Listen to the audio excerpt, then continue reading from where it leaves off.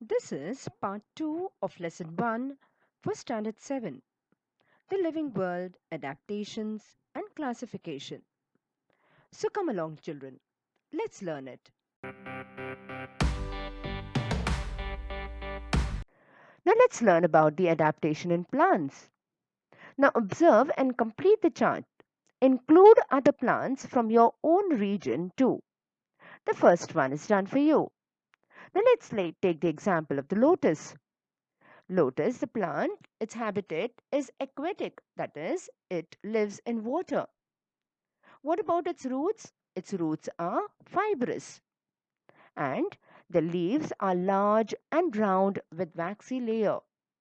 However, the stems are hollow and flexible. In the same way, complete the chart. To check your answers, go to our website www.jkacademypro.com. Adaptation in aquatic plants. Try this activity. Visit various water bodies such as a river, a brook, pond, lake in your surroundings and observe the nature very carefully. Observe the different things that you see around.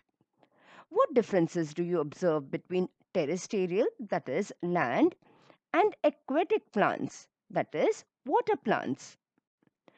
Now, some of the aquatic plants are firmly rooted in the soil at the bottom of the water bodies, that is, they are found submerged deep inside in the water. Their stems are submerged while leaves and flowers float on the surface, like the lotus. However, some plants are entirely afloat.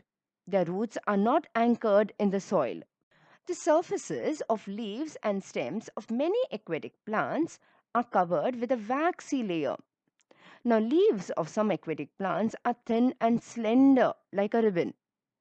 This shape helps them to withstand fast currents of water.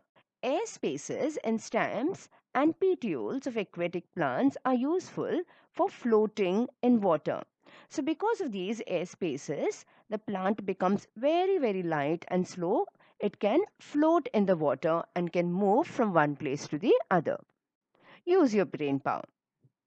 Why does water trickle off lotus leaves? That is, why does water slip off the lotus leaves? Why don't the leaves of these plants rot in water? They are always in water, so why don't they get rotten? Why do they remain as it is? Why are their roots short and fibrous? Think about it. To check your answers, go to our website www.jkacademypro.com. Now let's learn about adaptation in desert plants. Try this activity. Take two potted plants, one a cactus and the other a leafy plant. Now tie a plastic bag loosely around the leaves of these plants and keep them in sunlight from early in the morning. In the afternoon, bring those pots into the classroom or bring them into your room and observe them. What do you see? Has the same quantity of water collected in both the bags?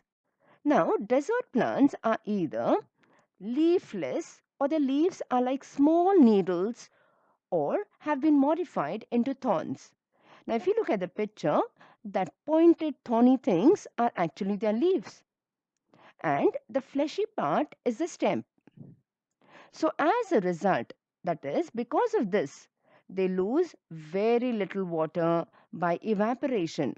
And so, because in the desert region there is very little water, these plants can store water in their stems for a very long time. The stem stores water and food and is therefore very fleshy. The stems are green as they perform photosynthesis in the absence of leaves. So here the leaves are absent and they are thorn like things. So they do not perform photosynthesis and therefore it is up to the stem to perform photosynthesis, and so they prepare their food and they keep it and store it, so they are very fleshy. Now the roots of the desert plants penetrate deep into the soil. and some roots spread away into the soil in search of water. There is very little water available in the desert region. So, therefore, to find water, these roots have to go deep inside the soil in search of water. There is a thick layer of waxy substance on the stems of these plants too, so that this prevents the water from evaporation. Now, let's learn about adaptation in plants of snowy regions. Can you tell in what way are sloping branches useful to plants in a snowy region? Plants of snowy regions mainly include conifers like deodar and pine. These trees are conical in shape due to their sloping branches. Now, in the heavy snowfall and extreme cold in these regions, their conical shape prevents the snow from accumulating, that is, collecting on the tree, and the thick bark helps the tree to withstand the cold.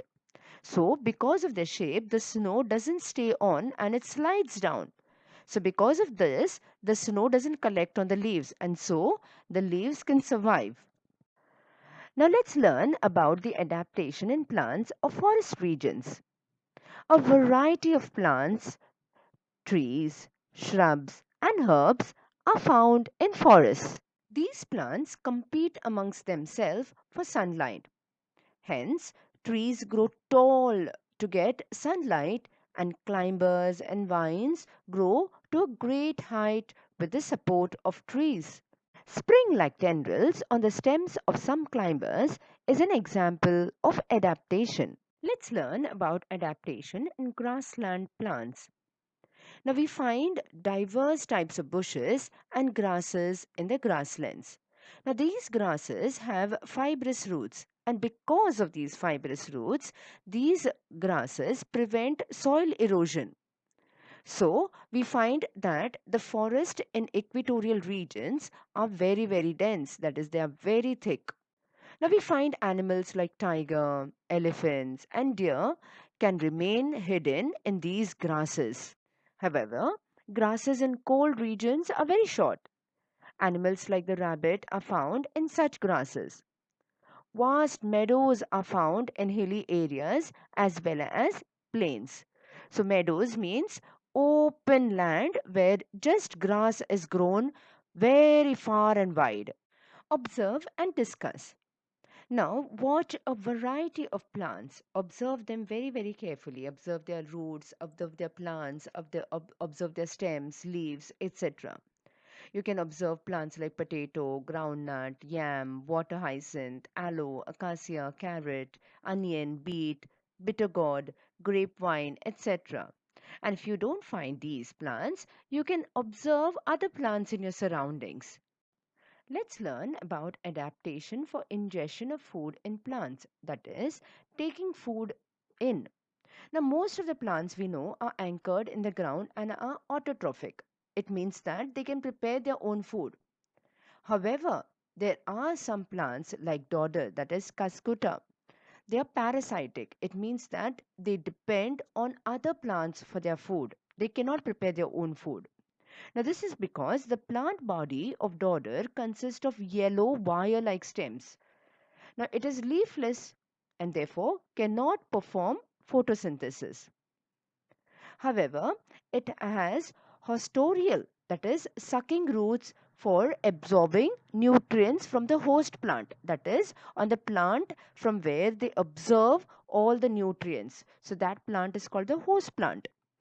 Now, these roots penetrate, that is, go deep up to the conducting vessels of the host plant to absorb all the water and the food. So, that is how they are able to get the food and survive.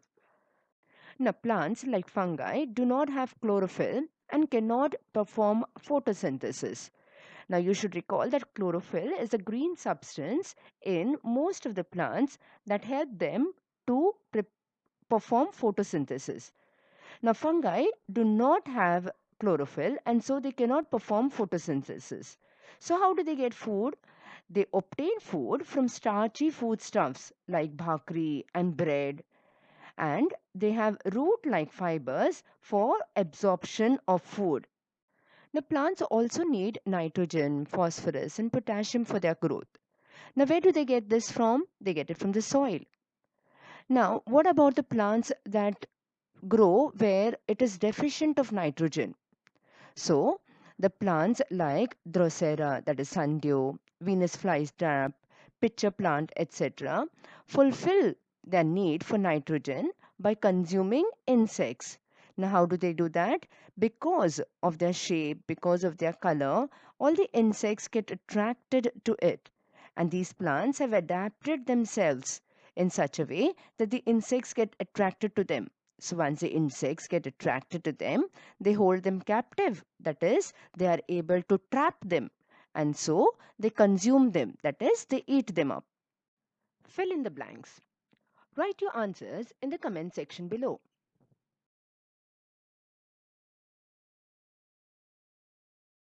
End of part 2. For a complete lesson, please watch all the other parts too. Hey, this video was made just for you. If you've liked it, do give it a thumbs up. And if you're not a subscriber yet, please subscribe.